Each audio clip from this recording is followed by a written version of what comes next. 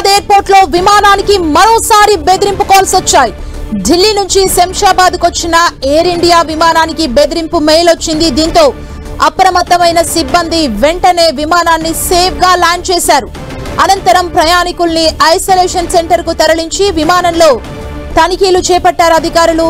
బెదిరింపు మెయిల్ పై దర్యాప్తు చేపట్టారు.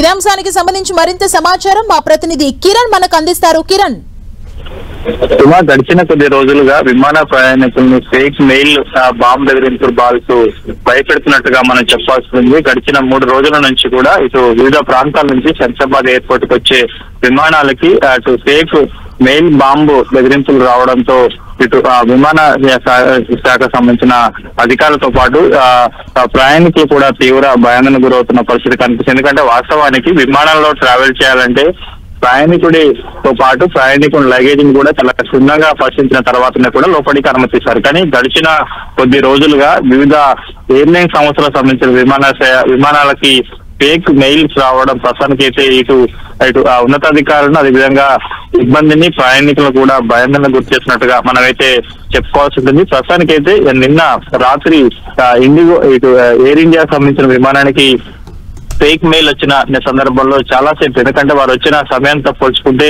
రాత్రి 12 గంటలకు వాళ్ళు విమానాశ్రయం నుంచి బయటకు వచ్చారు, తనిఖీలు చేపిస్తారు. తాజాగా ఈ రోజు ఉదయం కూడా మరొక విమానానికి కూడా ఈ తరహా ఫేక్ మెయిల్ రావడంతో కూడా సిబ్బంది అలర్ట్ అయి ప్రయాణికులందరినీ దింపేసి లగేజ్ ని క్షుణ్ణంగా పరిశీలించిన తర్వాత ఫేక్ మెయిల్ గా గుర్తించిన పరిస్థితి కనిపిస్తుంది. గడిచిన కొద్ది రోజులుగా ఈ తరహా ఫేక్ మెయిల్స్ రావడంతో కూడా ఇటు విమానాశ్రయ శాఖకు సంబంధించి కావచ్చు, ఇటు ప్రయాణికులు కూడా తీవ్ర భయాందోళనకు గురి చేసినట్టుగా చెప్పాల్సి ఉంటుంది. సుమా, థ్యాంక్ యూ కిరణ్.